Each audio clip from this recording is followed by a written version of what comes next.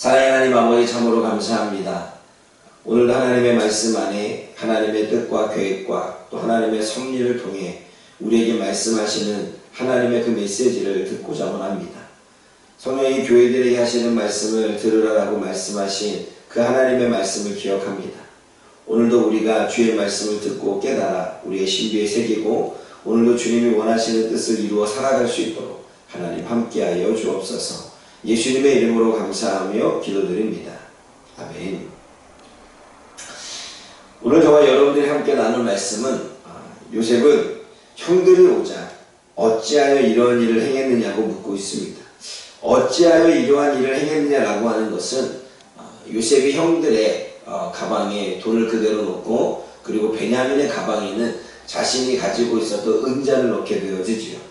그것을 발견되자 다시 요셉 앞으로 끌려오게 되는 것입니다.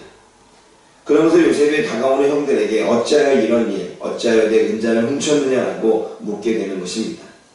그러나 한편으로 실제로 생각해보면 형들은 잘못이 없습니다. 요셉이 베냐민의 자루에 은자를 숨긴 것, 그것은 요셉이었고 요셉이 뭔가 의도가 있어서 그렇게 행한 일이지요. 형들은 잘못이 없고 정직합니다. 그렇기 때문에 형들의 이야기하기를, 유다가 이야기하기를 내 주께 무슨 말을 하오리이까? 무슨 선명을 하오리이까? 우리가 어떻게 우리의 정직함을 나타내리이까? 라고 이야기를 하고 있는 것입니다. 요셉이 무엇인가 의도하여 시험하고 있기에 때로는 이해할 수 없는 일이, 억울한 일을 그렇게 형들은 현재 당하고 있습니다. 이러한 상황을 겪으면서 형들이 하는 이야기, 유다의 입술을 통해 하는 이야기가 하나님이 종들의 죄악을 찾아내셨다라고 그렇게 고백을 합니다.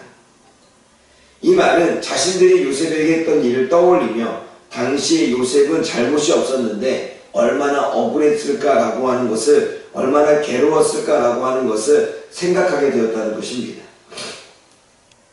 형들이 자신들이 행하지 않은 일에 대한 억울한 일을 당하자 비로소 자신이 했던 행위들, 자신이 잘못했던 행위들, 자신들의 모습들을 보게 되는 것을 우리가 성경을 통하여 또 알게 되어집니다. 마찬가지입니다. 하나님은 우리에게 여러 일들을 겪게 하십니다. 그 일들 중에는 억울한 일도 있고 슬픈 일도 있고 괴로운 일도 있고 고민되는 일도 있고 갈등되는 일도 있습니다. 그 일을 통해 요셉의 형들과 같이 깨달음을 찾아내는 것이 중요한 것입니다. 하나님의 요셉을 통해서 형들에게 이러한 사건을 행하도록 만드신 이유는 말 그대로 하나님이 형들의 죄를 찾아내서 회개케 하기 위함입니다. 하나님은 이유 없이 사건을 허락하지 않습니다. 이유가 있다면 그 이유를 내 안에서 찾아내고 발견하고 깨닫고 회개하고 돌이키는 것이 중요한 것입니다. 그러나 형들은 스스로가 자신들이 무엇을 잘못하고 있는지를 찾지 못했습니다. 아마 요셉에게 했던 일들에 대해서 그들은 뉘우치기만 했지 하나님 앞에 죄를 고백하고 돌이키는 마음은 그들의 마음속에 없었던 것으로 보여집니다.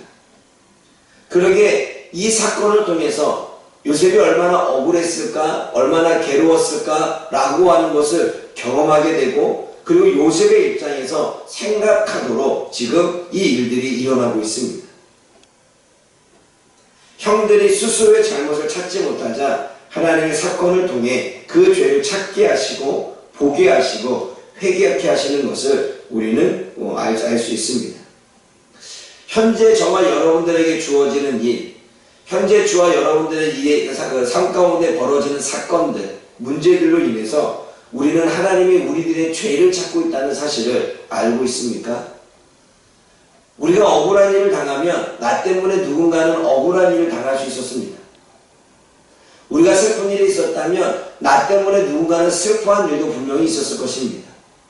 우리는 우리들의 일어난 사건을 통해서 하나님은 내가 했던 죄된 모습, 잘못된 행동, 그리고 우리가 뭔가 깨닫기를 원하시는 메시지를 하나님은 우리에게 주고 있다는 거죠.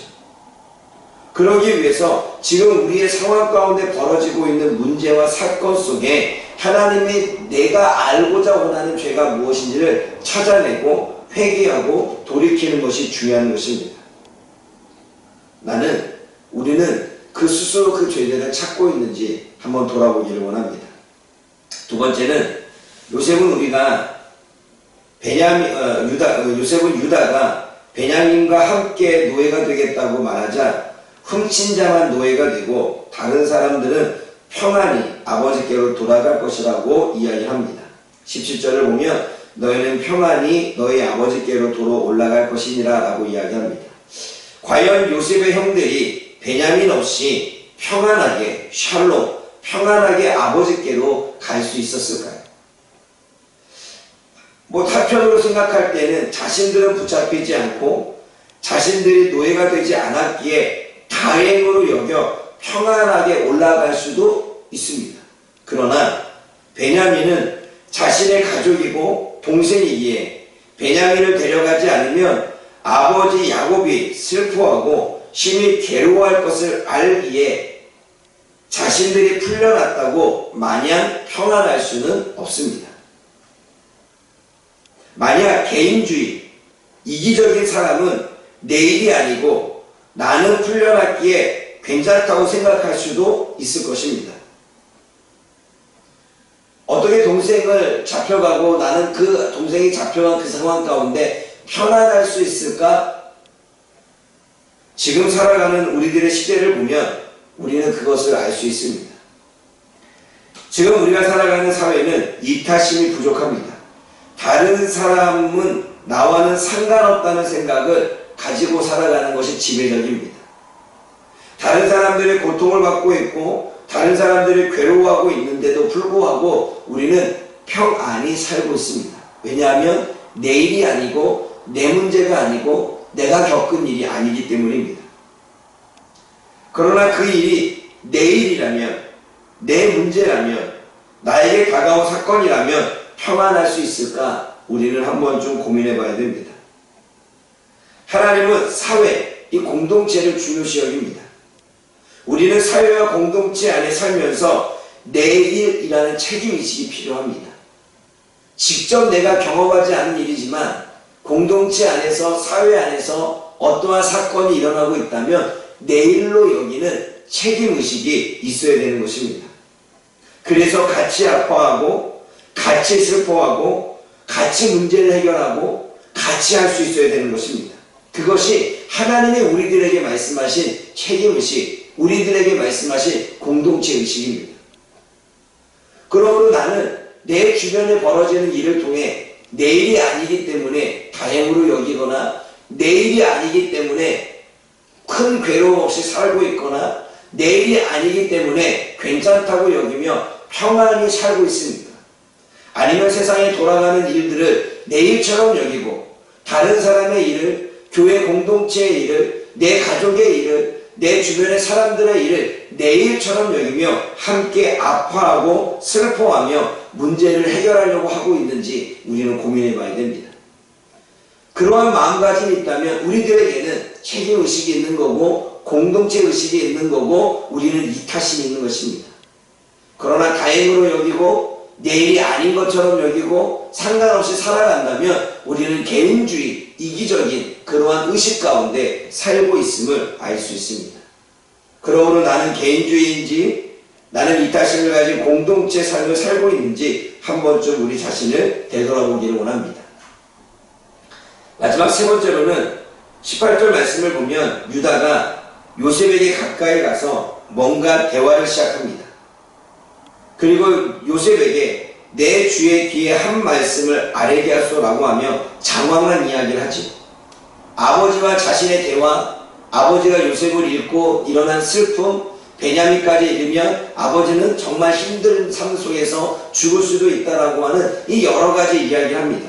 그러면서 결론적으로 하는 이야기가 33절의 이야기죠. 이제 주의 종으로 그 아이를 대신하여 머물러 있어 내 주의 종이 되게 하시고 그 아이는 그의 형제들과 함께 올려보내소서라고 하는 것이 결론의 이야기입니다. 유다가 요셉에게 하고 싶은 이야기는 바로 이것입니다. 베냐민은 풀어주고 자신을 종으로 삼으라는 것입니다. 베냐민이 올라가야 아버지가 괴롭지 않고 자신이 남아야 그것이 아버지와의 약속이었음을 이야기를 하고 있습니다. 베냐민 대신에 남겠다는 것입니다. 여러분, 대신하는 신앙은 참으로 중요합니다. 하나님, 예수님은 우리를 대신하여 우리의 죄를 용서하시기 위해 십자가에 죽으셨습니다. 예수님, 성령님은 대신하여 지금도 우리를 위해서 기도하고 계십니다. 그러므로 저와 여러분들도 대신하는 신앙이 필요합니다. 기도할 바를 알지 못하는 사람들을 위해서 대신 기도해주고, 자신의 잘못을 깨닫지 못하는 사람을 위해서 대신 회개해주고, 그리고 섬길 줄 모르는 사람들을 위해서 대신 섬겨주며, 나눌 줄 모르는 사람들을 위해서 대신 나눠주는, 대신 용서해주는, 대신 화해를 이끌어가는 그러한 사람이 될 때 하나님은 그 사람을 피스메이커, 중보자라고 또는 평화자라고 이야기를 하고 있는 것입니다. 평화의 왕으로 오신 예수님의 삶은 바로 중보자였고, 그리고 대신하여 우리를 구원까지 인도하셨습니다. 우리 또한 한 영혼을 구원하기 위해서 대신하는 신앙이 필요합니다. 그러기에 유다를 예수님의 예표라고 이야기를 하고 있죠. 오늘도 저와 여러분들이 다른 사람들을 위해서 대신 희생할 줄 알고, 대신 헌신할 줄 알고, 대신 용서할 줄 알고, 그리고 대신 섬길 줄 알고, 대신 사랑할 줄 아는 그 마음으로 살아갈 수 있는 오늘 하루가 되어지기를 주님의 이름으로 부탁을 드립니다. 기도하겠습니다. 사랑의 하나님 아버지, 참으로 감사합니다.